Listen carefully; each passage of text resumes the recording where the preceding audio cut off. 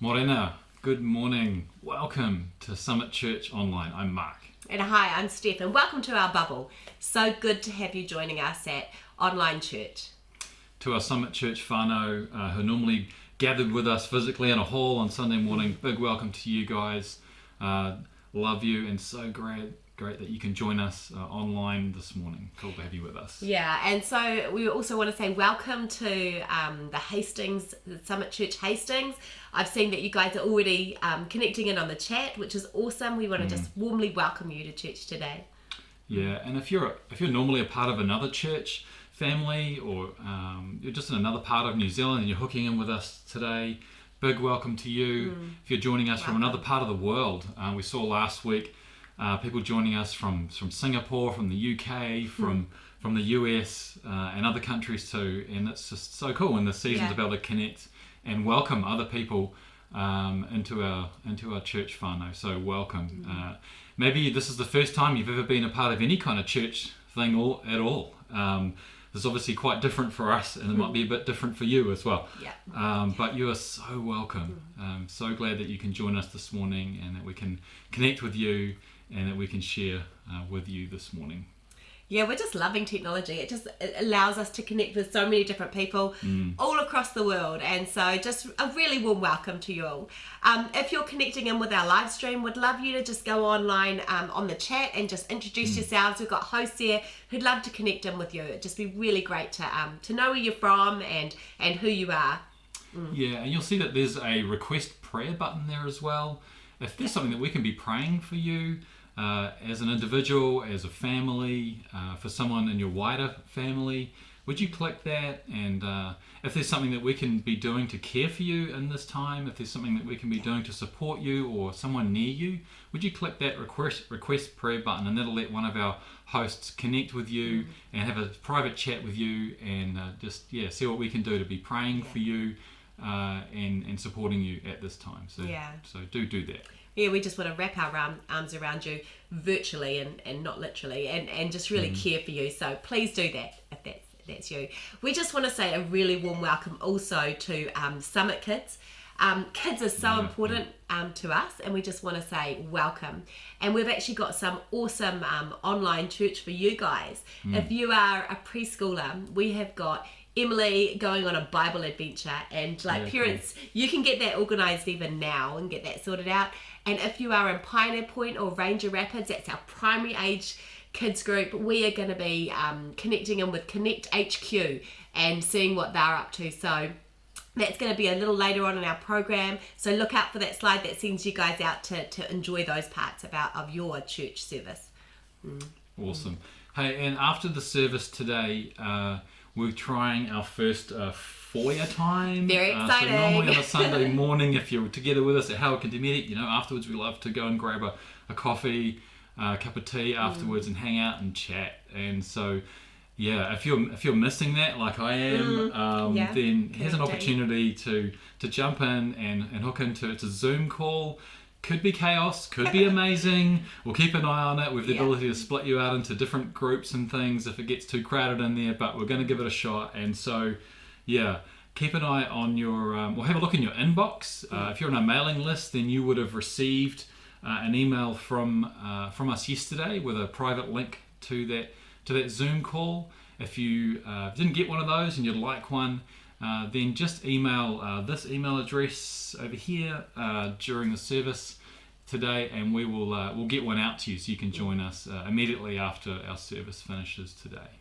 So we'd love you to join us. But as we begin today, can we pray together? Would you join me as we pray? Lord, you're so good to us. You're such a good God, and you have loved us and run after us, and poured out your grace and your mercy on us. Lord, thank you for the blessing of technology. It's not perfect all the time, but boy, oh boy, what a great opportunity we have. What a great environment we're able to create where we can still connect together. And Lord, thank you that wherever we are, whatever we're doing, we are connected with you. Lord, if we know you, your Spirit is alive in us, and we are never far from you. Lord, thank you for the chance to connect as a church community and wider. Lord, I thank you for those who are hooking in with us today, from outside of our normal church whānau. Lord, I pray for each person, for each family represented here today, and for those watching again, during the week, Lord, as well. Would you just bless them, protect them? Lord, we want to lift up all the essential workers in our church family and in our wider communities. Would you protect them, Lord, from the supermarket workers and frontline healthcare workers, people involved in distribution and manufacturing food, just our heroes right now who are taking care of us while we do our best to care for each other in this season. And Lord, bring peace and harmony to our homes in this stressful time. Lord, thank you for the hope that we have that comes from knowing you. You're a good God and we love you. Thank you. Amen. Amen. Hey there, we are excited that in a few moments Brad is going to take us back into our God series from Exodus. And this week is entitled Our God is Sufficient.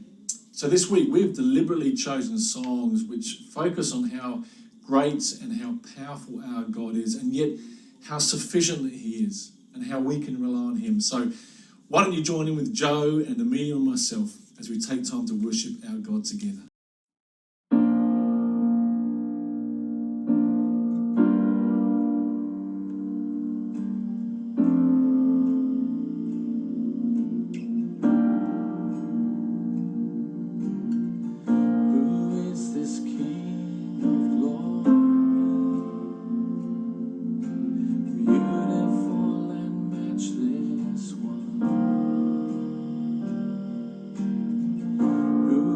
This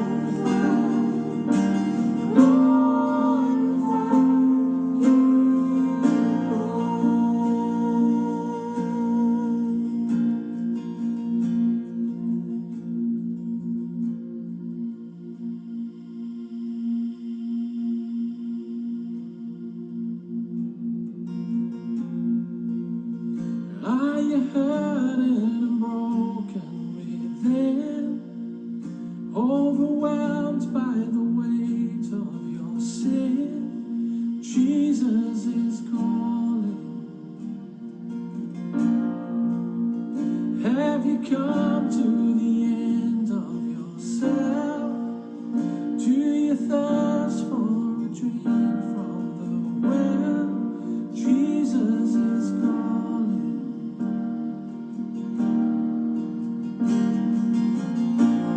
Oh, come to the altar.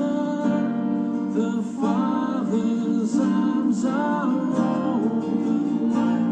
Forgiveness was bought with the precious blood of Jesus Christ.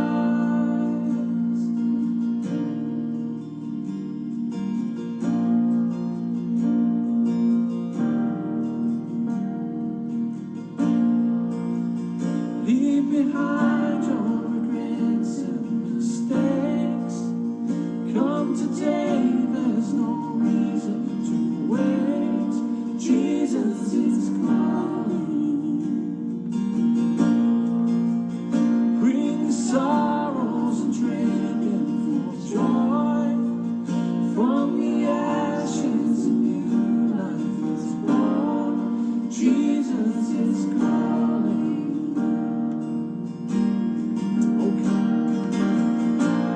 Oh, come to the altar. The Father's arms are open wide. Forgiveness was bought with the precious blood of Jesus Christ.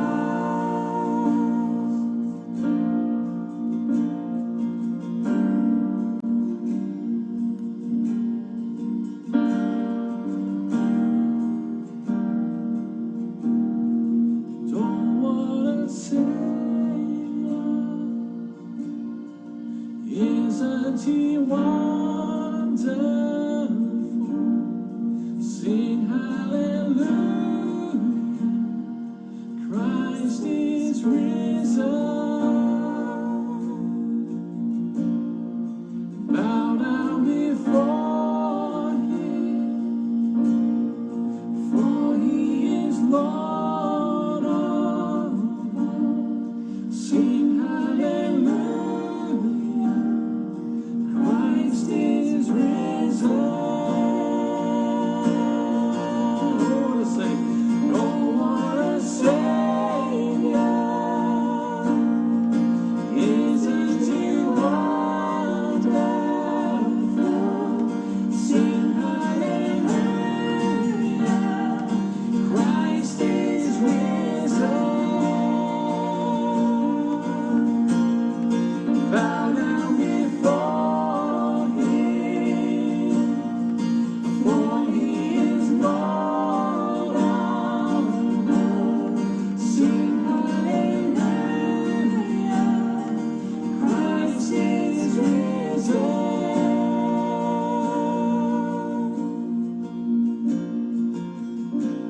Oh, come to the altar. The Father's arms are open wide. Forgiveness was bought with the precious blood of Jesus Christ. Jesus.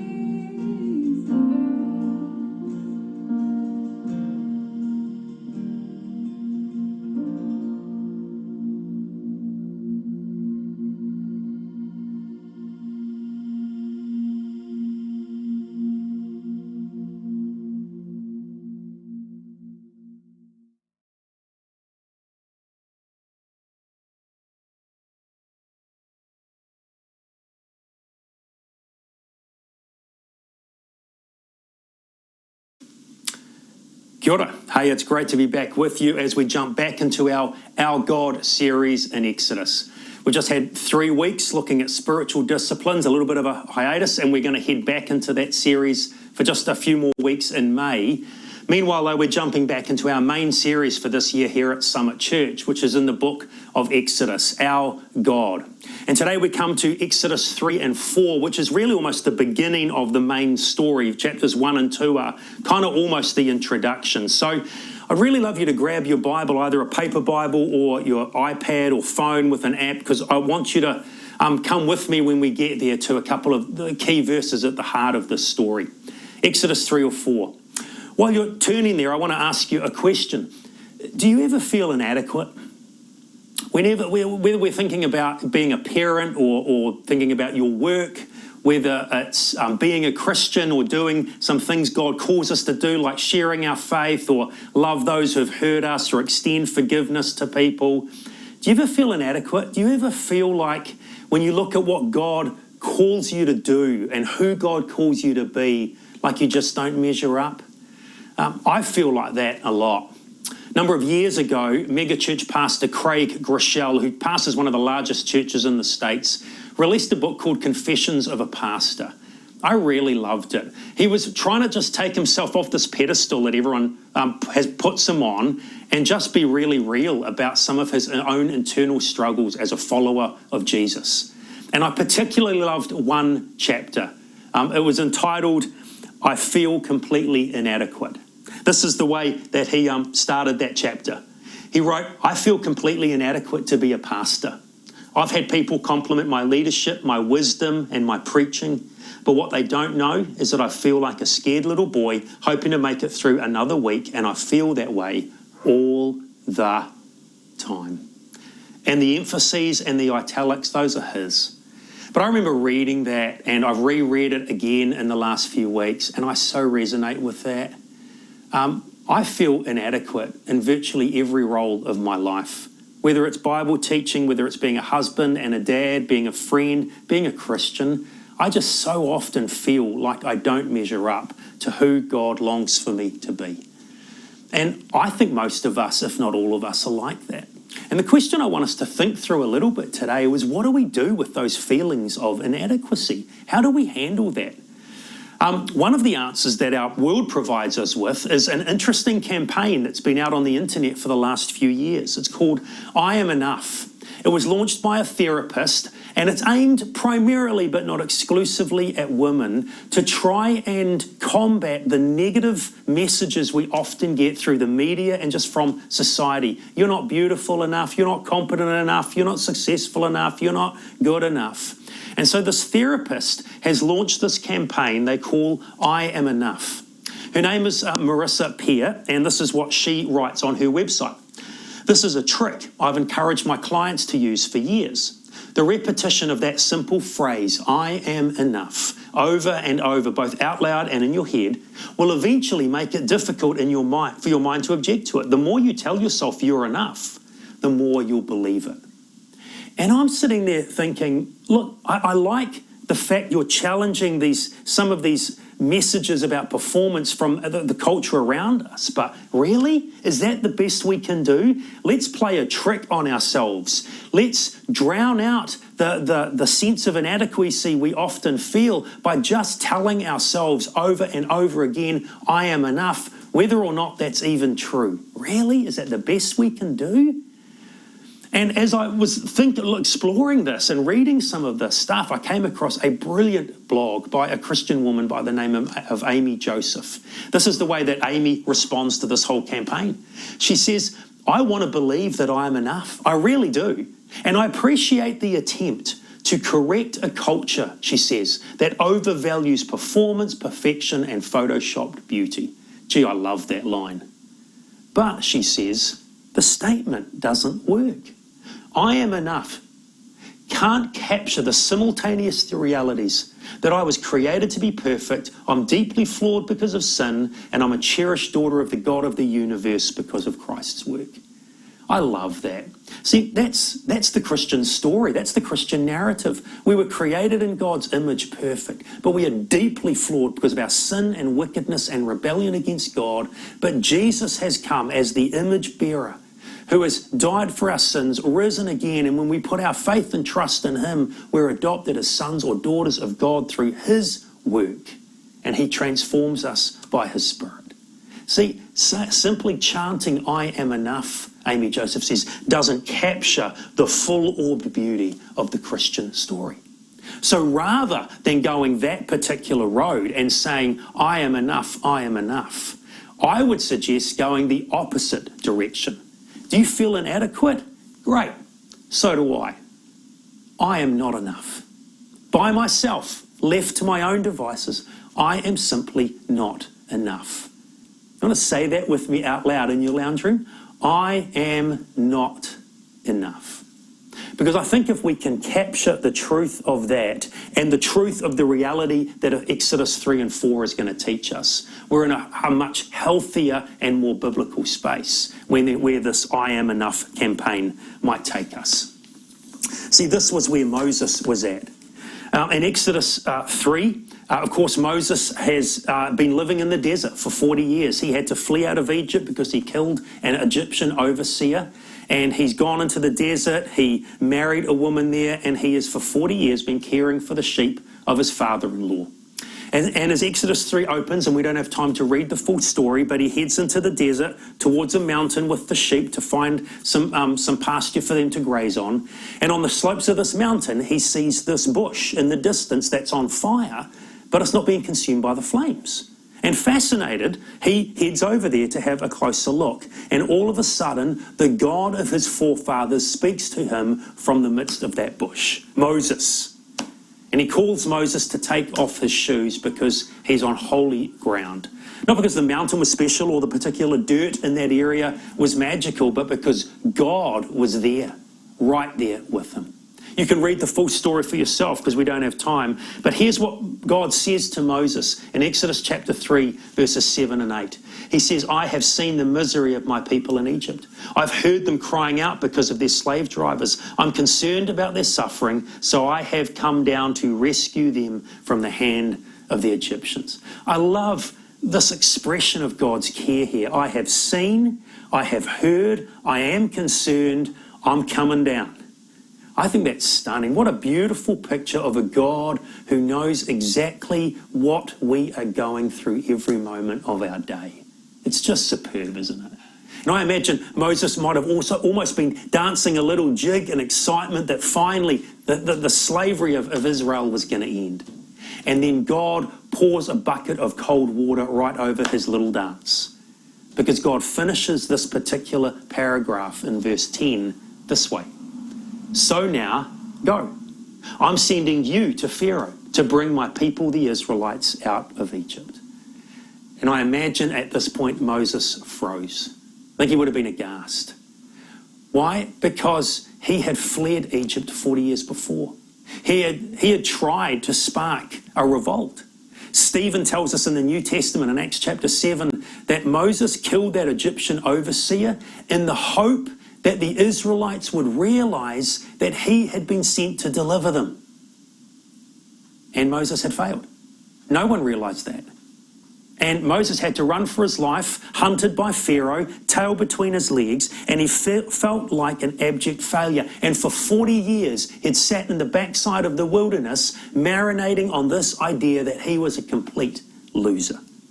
See, this is Moses' mantra. I am not enough.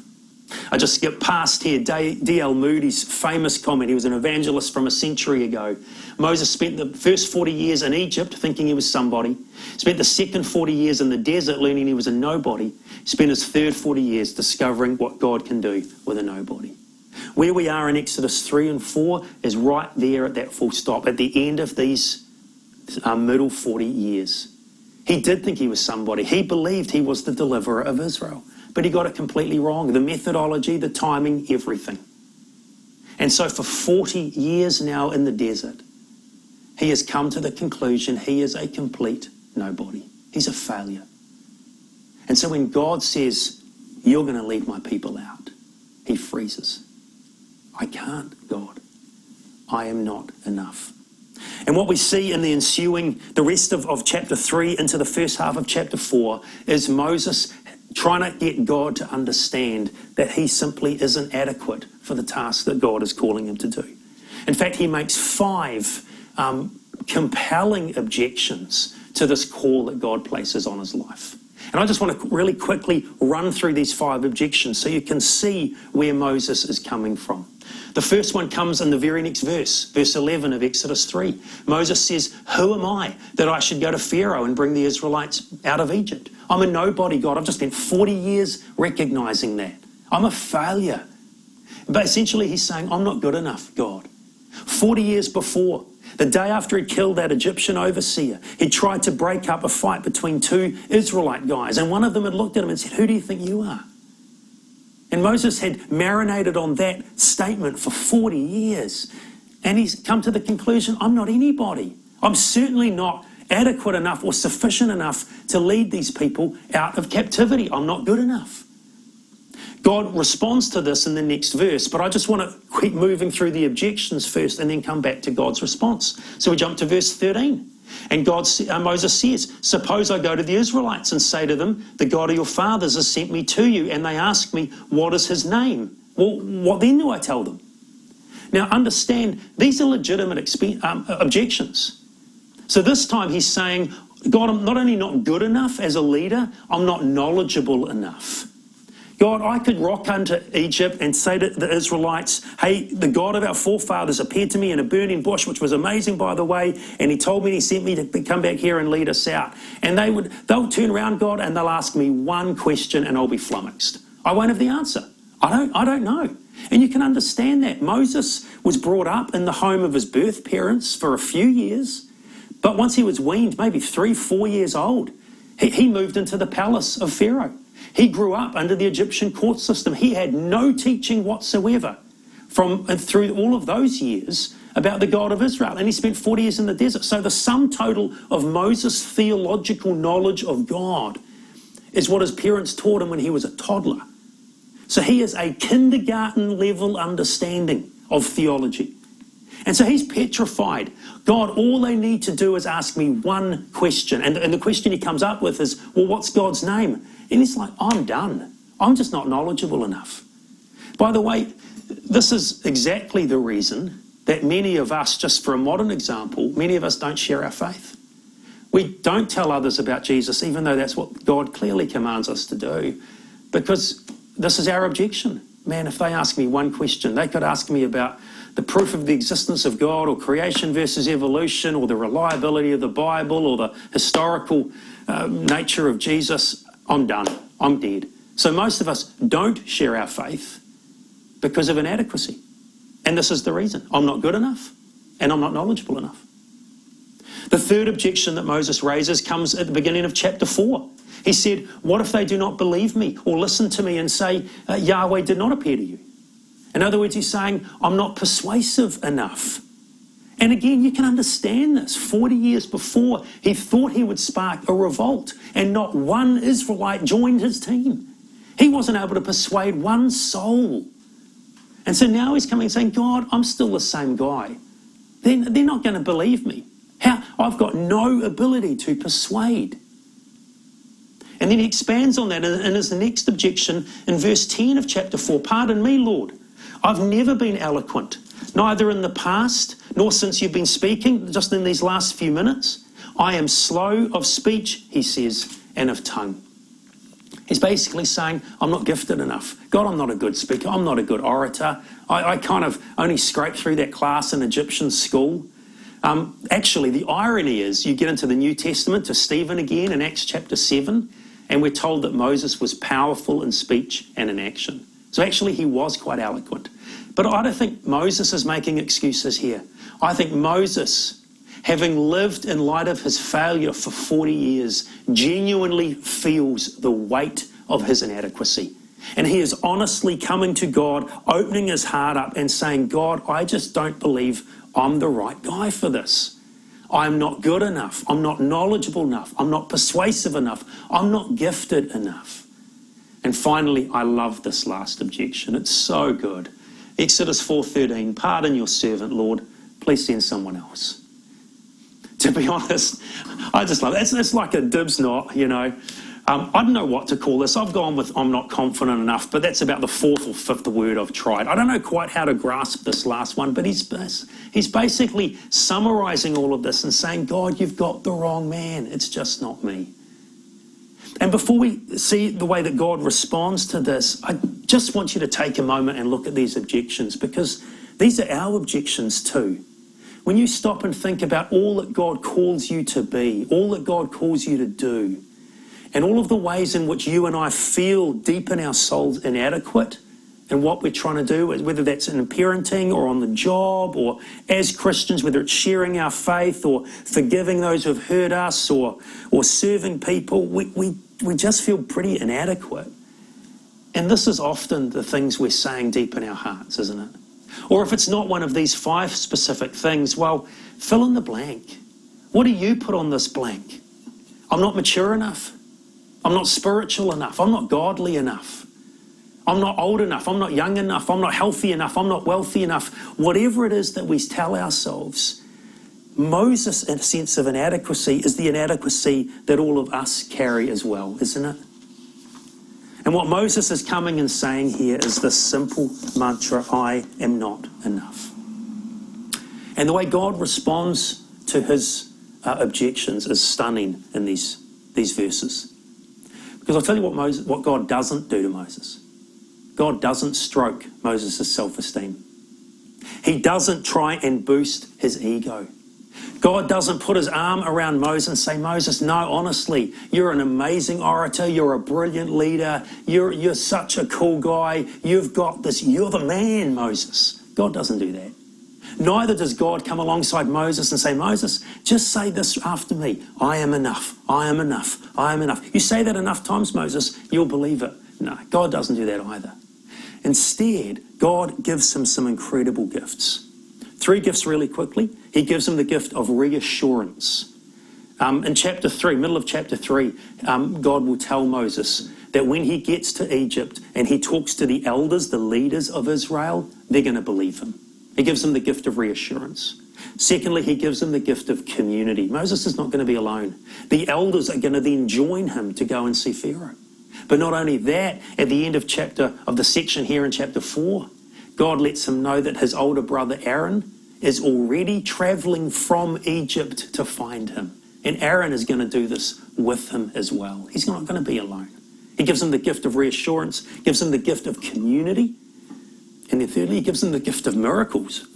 When Moses says, I'm not persuasive enough, God graciously gives him 3 miraculous signs to show to the people of Israel. Throw his staff on the ground, it'll become a snake. Put his hand into his jacket, it'll come out leprous. Take a bowl of water from the Nile, it'll turn into blood.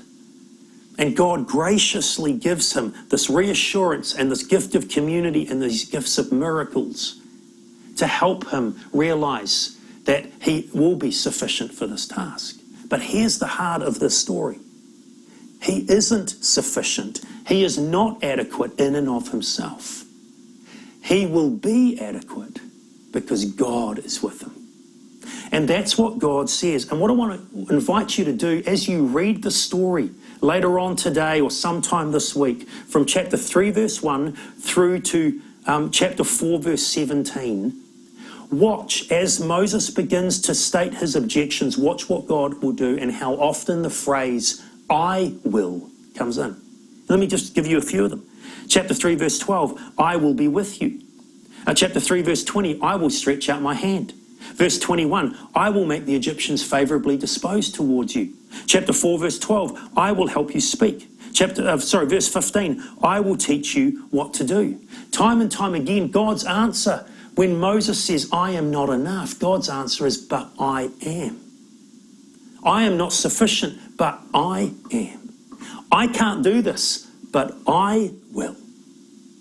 As one commentator says, as I read this week, Moses doesn't have to be competent because God's the one who's going to do the heavy lifting.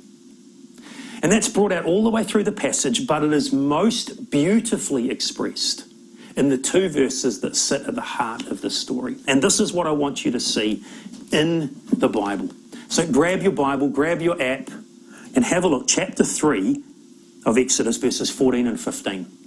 Moses has just raised his second objection that he's not knowledgeable enough. And specifically, he uses the example, what if they ask me, what is God's name? What then do I tell them? This is God's response. Exodus 3 verse 14. God said to Moses, I am who I am. This is what you're to say to the Israelites. I am has sent me to you. God also said to Moses, say to the Israelites, Yahweh, the God of your fathers, the God of Abraham, the God of Isaac, and the God of Jacob, has sent me to you. This is my name forever, the name you shall call me from generation to generation.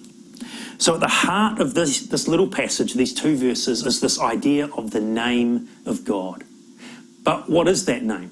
Because in verse 15 it looks like it's Yahweh, but in verse 14 it looks like it's I am, or this even longer enigmatic phrase, I am who I am. So what is it? Well, the name of God is Yahweh. So that's what verse 15 is giving us. Yahweh will be used almost 8,000 times through the Hebrew Scriptures. Right through the Old Testament, God's name is Yahweh. In fact, we'll come to this later on in the book of Exodus. Exodus 15:3, the people are singing, Yahweh is a warrior, Yahweh is his name. So, this passage is about God's name, and his name is Yahweh. So, how then do we understand verse 14? What on earth is going on in verse 14? So, a couple of things will help us here. One is to see that verse 14 and 15 are in parallel. So, if you strip some of the extra words out and just get to the heart of these passages, they sit in parallel. God said to Moses, I am who I am, so say to the Israelites, I am has sent me to you. Then verse 15, God also said to Moses, say to the Israelites, Yahweh has sent me to you. So who has sent Moses? Is it Yahweh or is it I am? And the answer is yes, because Yahweh and I am mean the same thing. These two words are both built on the same Hebrew root word. It's a word called hayah. Hayah is simply the verb to be. But the difference here is it's using different personhood. Now, just stay with me here. It's slightly technical with grammar for 1 minute. In most languages of the world, we speak in three persons. You can speak in first person, which is I or we. You can speak in second person, which is you. Or you can speak in third person, which is him or her or they. Okay? So, I am is God speaking in the first person. That is hayah in the first person. That's how God talks about himself. I am.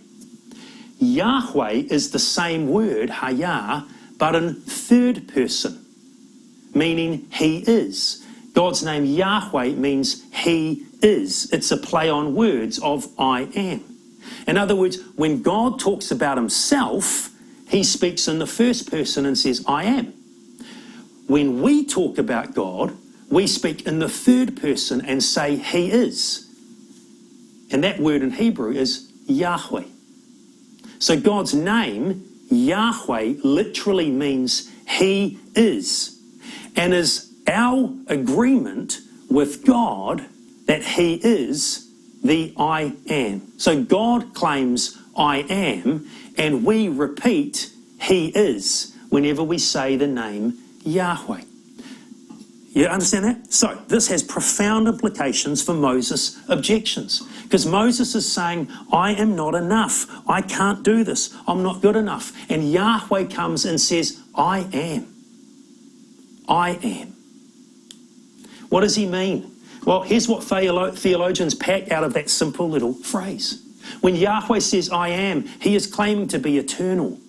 He says, I am, not I was, not I will be, I am, because God is always fully present as the eternal God. He's not bound by time. There never was a time when God was not. He is the everlasting God. But it means in an amazing way, God doesn't have a past because he's always fully present. And God doesn't have a future because he's always fully present. He is the I am. He is the eternal being. Because of that, he is unchanging. God doesn't change because there's no past or future to go into. He never changes. He can't get any better because he's already perfect. And that's why he is the faithful and trustworthy God. Because he is eternal and everlasting and unchanging, he's self-existent. There was never a time when God was not. There was never a time when God came into being, which means no one and nothing brought God into being. He has always existed in and of himself. And that means he is self-sufficient and all-sufficient. God doesn't need anybody or need anything outside of himself. When God says, I am, he is declaring that he is the eternal, unchanging, self-existent, all-sufficient God. So this is staggering. He is fully sufficient. He is completely adequate. He is more than enough. So Moses comes and says, God, I am not enough. And Yahweh says, I am. Moses says, I'm not sufficient. Yahweh says, I am. Moses says, I am not able. Yahweh says, I am. Moses says, I'm not enough. Yahweh says, I am. See, we say, I am not enough in our inadequacy. But Yahweh, this passage tells us, is enough. He is the I am. He is the eternal, unchanging, self-existent, all-sufficient God. And it doesn't matter how inadequate we feel in and of ourselves. If we're with Yahweh, he is the I am. Isn't that powerful? And this is why, by the way, yes, so you think about every objection you and I come up with. I'm not good enough. I'm not gifted enough. I'm not spiritual enough. I'm not mature enough. You know what God does? He graffitis across every objection we make, every inadequacy we feel. He graffitis right across it. But I am. I am. And that is why, by the way, you get to the end of verse 15. And this sufficient God says, this is my name forever. The name you will call me from generation to generation. God wants us to call him Yahweh. For last number of centuries, the Jewish people have not used God's name of Yahweh. Instead, they use the title Adonai, which means Lord. Because the third commandment out of the 10 commandments is do not misuse the name of God. And so out of respect for that, they stopped using his name Yahweh altogether. And I love the heart of that, and I respect that, but I think it's wrong. Because Yahweh said, call me by my name. But we don't.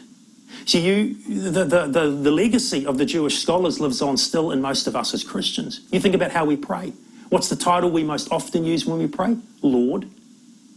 How does the name Yahweh get translated in virtually every English translation in our hands? The Lord. See, we don't translate, we don't say God's name Yahweh, but that's what he wants us to do. Do you know why? Because every time we use the name of God, every time we say Yahweh, what we are really saying is he is. And we are affirming God's I am. Every time that we say, use his name Yahweh, we are agreeing he is the eternal, unchanging, all-sufficient God. And even though we don't feel sufficient, he is enough. He is Yahweh, the I am. And whenever we use his name, we are affirming by faith. He is. He is. He is. See, this is the answer to our inadequacy. It's to acknowledge that we are inadequate, and therefore to lean into the one who is adequate and sufficient for all our needs. That's where Amy Joseph finished her blog. When I admit I'm not enough, I'm free to run and cling to the God who is.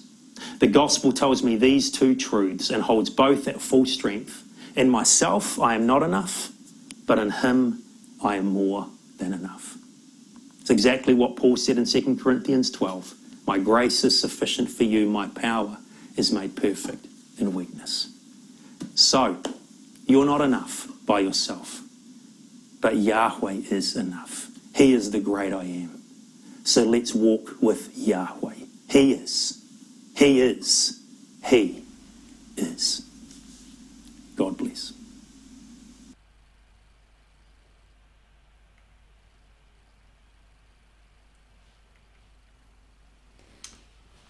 so good, so good. Thank you, Brad. I feel like a word, directly for me there. It's I'm sure, like all of you, like Brad said, we've been feeling inadequate and insufficient in these past few weeks. And I know, for myself, one thing that's been just so different for me is, I'm really confident standing in front of a bunch of you, particularly in a room. I love that. And now I'm in this completely different space. I'm looking at this weird little glass, eye here looking at me, and it's a whole different ball game. But it's been what a cool reminder, Brad. Thank you, to look to God and His sufficiency, His goodness, and to cling to Him and to look to Him for the way that He is enabling us and working through us. Love it. Thank you so much. So good. Today is Palm Sunday, and it's the beginning of the week leading up to Easter Sunday, and we're really excited for next week. Next Sunday we're going to have 2 services. At 9 a.m. we're going to have our classic Easter service, which is going to be awesome, and would love you to join us at 9 a.m. next Sunday for the classic service. But then at 10 a.m. we are going to have the most epic, exciting, interactive service. It's going to be called Easter Jam, and it's going to be heaps of fun. So we would love you to connect in with that. Parents, keep an eye on your inbox. There'll be some information about things you can get ready for that day, and we'd love you to join us next Sunday, 9 a.m. for the classic service, and then 10 a.m.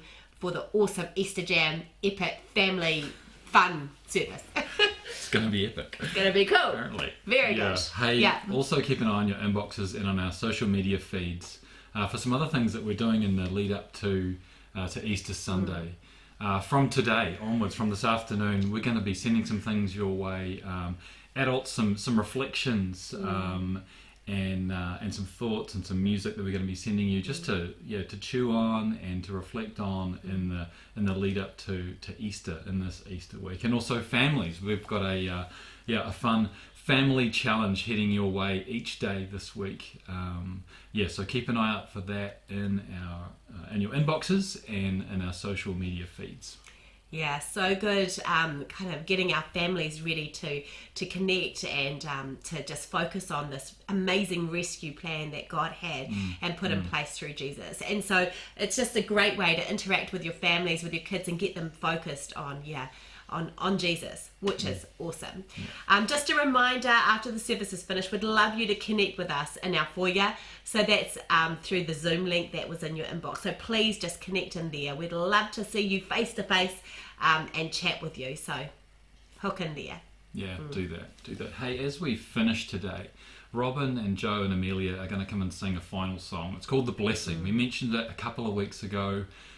It's based on that the classic priestly blessing from Numbers 6, just declaring it's declaring God's goodness and His goodness towards you, and His desire to pour out His grace and His goodness on you. So they're gonna sing that now. Would you sing along if you want to? We're going to have the lyrics. You can sing along, or you can just sit back and listen and allow the team to declare God's goodness to you at this time. Yes. Ka kite. See ya. Bye. Enjoy.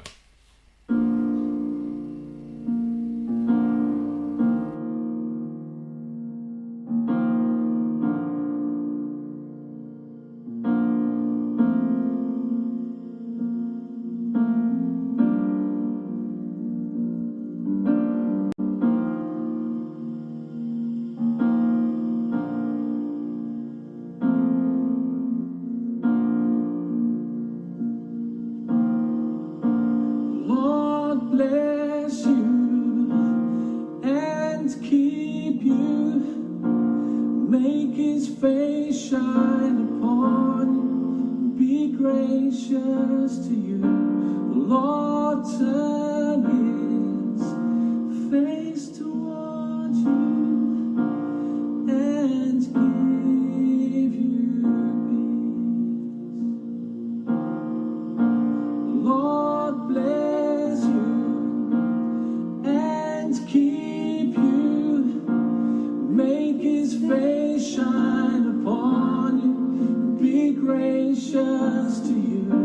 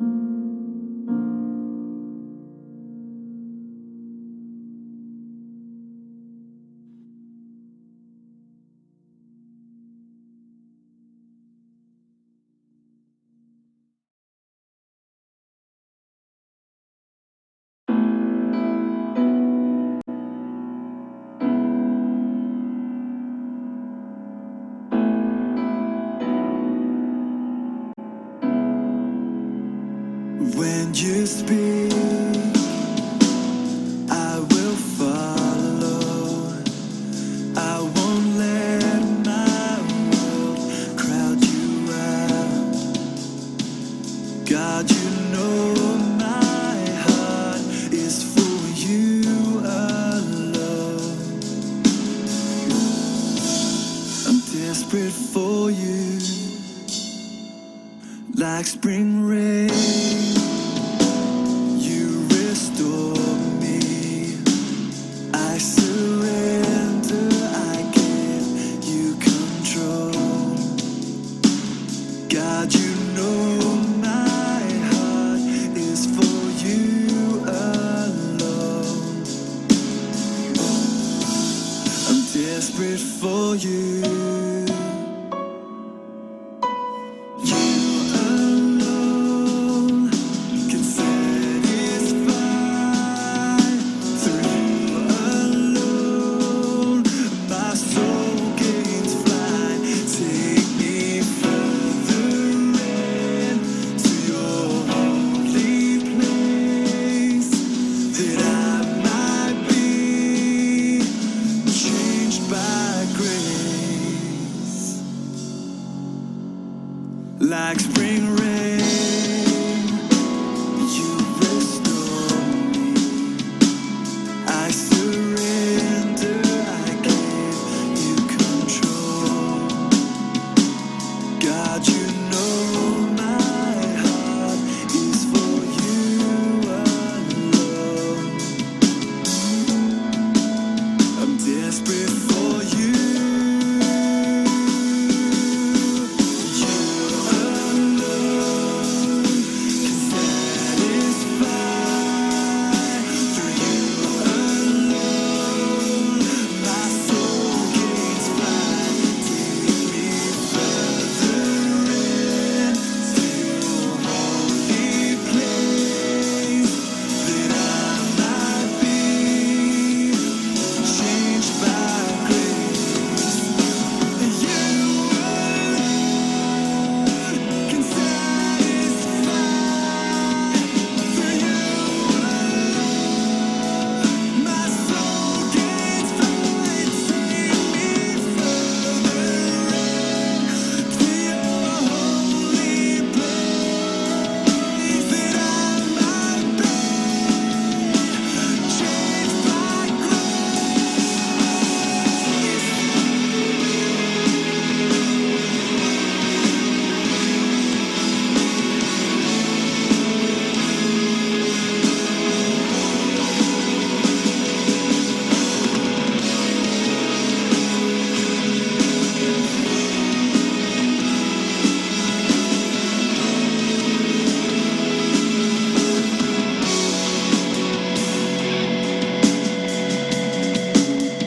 changed by your grace.